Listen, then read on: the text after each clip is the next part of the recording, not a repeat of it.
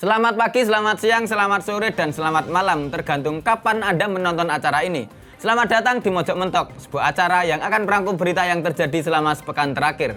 Tentu saja dibawakan secara cerdas, tangkas, dan rengginas oleh saya sendiri, Agus Mulyadi. Sebagai host yang akan menemani Anda dengan tak deng.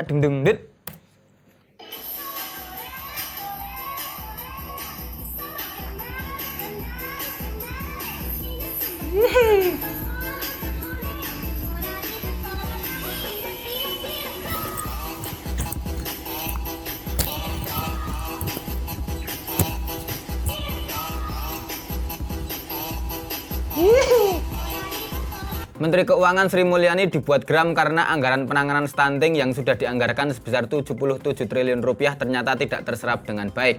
Anggaran yang benar-benar untuk ibu dan bayi hanya sekitar 34 triliun rupiah atau kurang dari setengah alokasi anggaran. Hal tersebut ia katakan dalam sebuah rapat bersama dengan Dirjen Perimbangan Keuangan Kemenkeu di Aula Gedung Danapala, Kemenkeu, Jakarta Pusat pada Selasa 14 Maret 2023 lalu. Lebih lanjut, Sri Mulyani mengatakan bahwa banyak anggaran yang bocor itu terjadi karena ada agenda tidak penting yang justru dilaksanakan menggunakan alokasi anggaran penanganan stunting.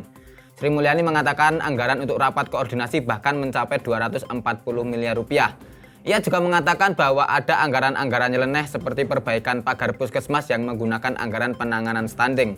Ia berharap di masa depan pihak-pihak terkait bisa lebih bijak dalam memanfaatkan anggaran yang sudah dikeluarkan sesuai dengan porsi dan peruntukannya. Dari dulu begitulah warga Indonesia ya, kreativitasnya selalu tanpa batas, tokcer dan jenius, termasuk kreativitas dalam urusan mengotak-atik anggaran.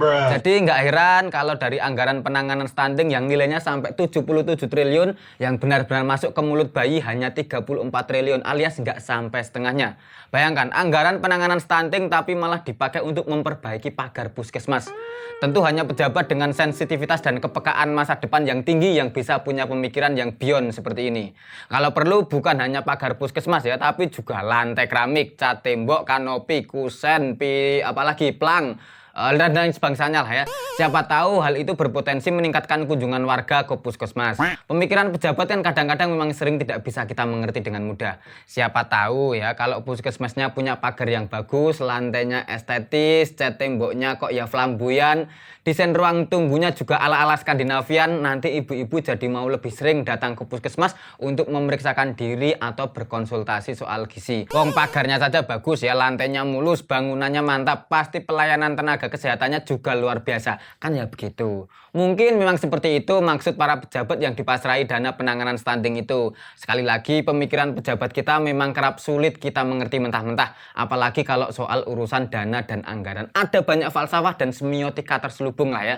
Ada banyak lintasan-lintasan logika yang kita sering nggak nyandak. Kita nguntal seri profit sehari 10 empleng juga nggak bakal bisa paham ya dengan logika pejabat. Kecuali kalau kita nanti yang jadi pejabatnya. Itu baru mungkin kita bisa nyanda. Efek positif kunjungan Presiden Jokowi ke Sragen ternyata sangat dirasakan oleh warga Karangmalang, Kecamatan Masaran, Kabupaten Sragen. Pasalnya, imbas dari kunjungan Jokowi ke daerah tersebut, jalan desa yang sebelumnya rusak selama belasan tahun akhirnya langsung diperbaiki dan menjadi mulus. Jokowi datang bersama rombongan termasuk Direktur Utama Perum Bulog Budi Waseso dan Gubernur Jawa Tengah Ganjar Pranowo ke Sragen untuk meninjau dan meresmikan sentra penggilingan padi modern di Sragen pada Sabtu 11 Maret 2023 lalu. Rencana kunjungan Jokowi tersebut membuat jalan yang akan dilalui Jokowi diperbaiki dan diaspal. Sri Mulyani, warga Karangmalang, mengatakan sebelum Jokowi datang, jalan desa di kampungnya itu hanyalah jalan cor-coran yang rusak. Namun jelang Jokowi datang, langsung diadakan pengaspalan dan perbaikan. Apa saja yang menyangkut Presiden Jokowi memang akan selalu luar biasa ya. Kunjungan Presiden Jokowi salah satunya. Bayangkan, Jokowi hanya datang 30 menit tok ya kunjungan, setengah jam loh itu. Dan itu sudah cukup untuk membuat jalan yang sudah belasan tahun rusak berubah menjadi mulus. Fakta itu seharusnya bisa menjadi inspirasi bagi Jokowi agar di sisa masa jabatannya ia bisa mengusahakan pembangunan infrastruktur besar-besaran dengan cara berkeliling ke daerah-daerah yang jalannya rusak amburadul.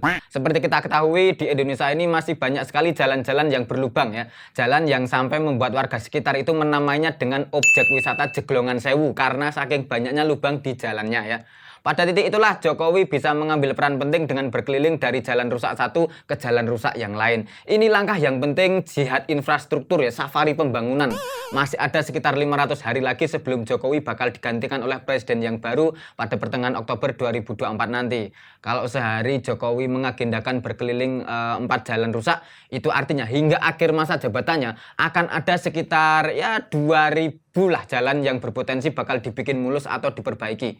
Ingat, hanya Presiden Jokowi yang bisa melakukan tugas mulia ini. Sudah sangat sering kita mendengarkan permintaan masyarakat untuk perbaikan jalan ya. Proposalnya dibawa ke sana kemari, agendanya dirapatkan sana sini, tapi tetap saja nggak diperbaiki bertahun-tahun. Begitu ada berita mau dikunjungi Presiden Jokowi, langsung dieksekusi loh. Inilah bukti bahwa Presiden Jokowi punya aura pembangunan infrastruktur ya. Ada besi cor dalam setiap kedipan mata Jokowi. Ada campuran semen dalam air liur Jokowi, ada aspal hot mix dalam setiap senyuman Jokowi.